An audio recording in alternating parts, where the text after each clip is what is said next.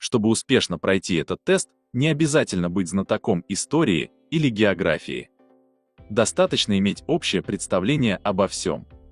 Если у вас действительно широкий кругозор, вы сможете ответить на все вопросы без ошибок. Куст ракиты – это то же самое, что и куст малины, куст шиповника, куст сирени, куст ивы.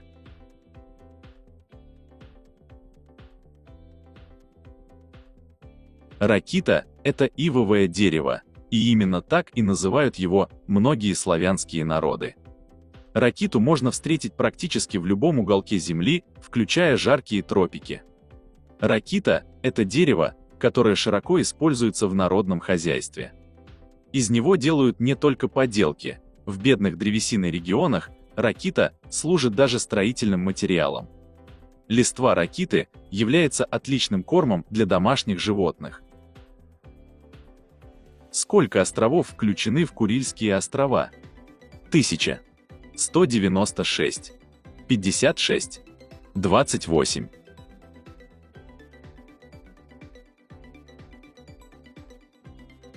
Курильские острова, также известные как Курилы, цепь вулканических островов между полуостровом Камчатка и островом Хоккайдо, чуть выпуклой дугой, отделяющая Охотское море от Тихого океана.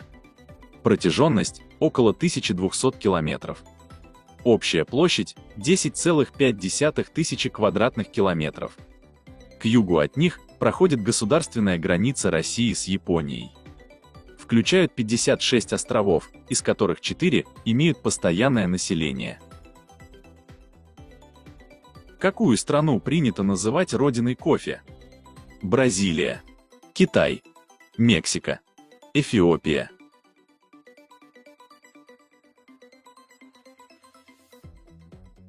Родиной кофе считается Эфиопия. Именно там произрастало дикорастущее кофейное дерево, плоды которого употребляли местные жители в пищу для создания бодрящего эффекта. Все существующие сорта кофе арабика произошли благодаря этому дикому аравийскому кофейному дереву. В Эфиопии варить кофе доверяют исключительно старшей в роду женщине. Этот самый засушливый из континентов Земли часто называют зеленым континентом. Австралия, Африка, Южная Америка, Северная Америка.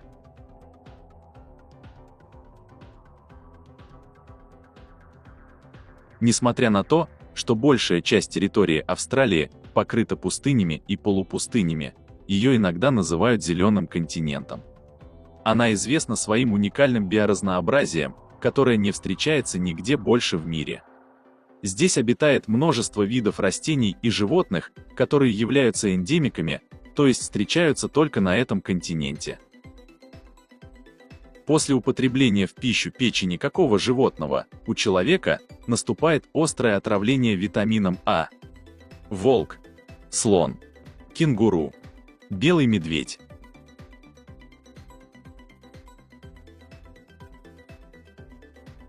Первые наблюдения острой интоксикации витамином А были связаны с употреблением в пищу печени белого медведя, содержащей высокие концентрации витамина А, что приходится на период освоения Арктики в XVIII-XX веках. Исследователями Нансеном, Амундсеном, Колчаком, Ушаковым.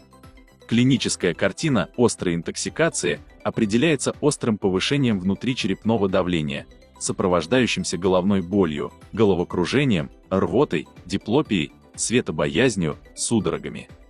Наряду с полиморфной неврологической симптоматикой развивается эксфолиативный дерматит. Зачастую острая интоксикация витамином А заканчивается летальным исходом. Ствол березы белый из-за содержания в нем бромелаина, каротина, дегтя, бетулина.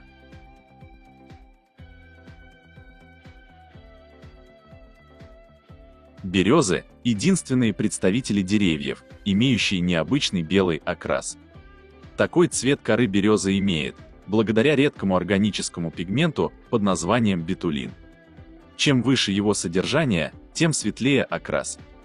Белый цвет ствола березы дает ей и другое преимущество – защищает дерево от нагревания. Также на столе березы много черных полосок и пятнышек. Они называются чечевички. Через эти вкрапления на коре березы происходит газообмен, таким образом дерево дышит.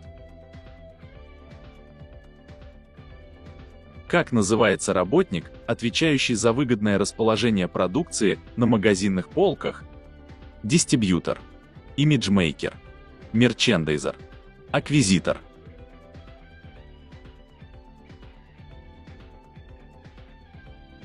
Мерчендайзеры – сотрудники торговых точек, которые следят за наличием товаров в ассортименте магазина, выгодно располагают их на полках магазина и размещают в период акций на специальных рекламных стендах.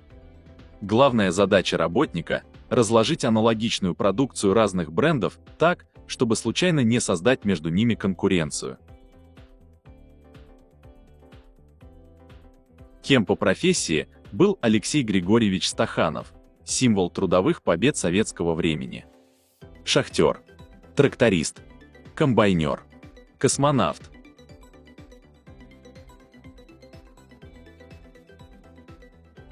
Алексей Григорьевич Стаханов – известный шахтер советского периода. Герой социалистического труда. Новатор в области угольной промышленности. Основоположник движения стахановцев. В 1927 году Алексей Стаханов впервые очутился в угольных шахтах.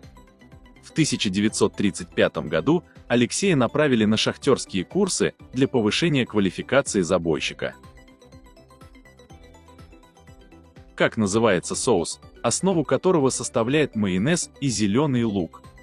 Болоньеза, бешамель, ткемали, тартар.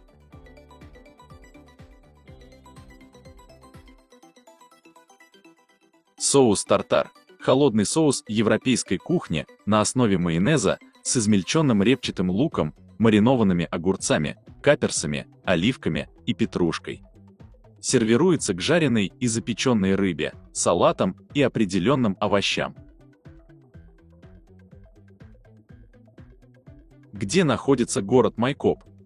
Новгородская область, Кабардино-Балкария, Адыгея, Курганская область.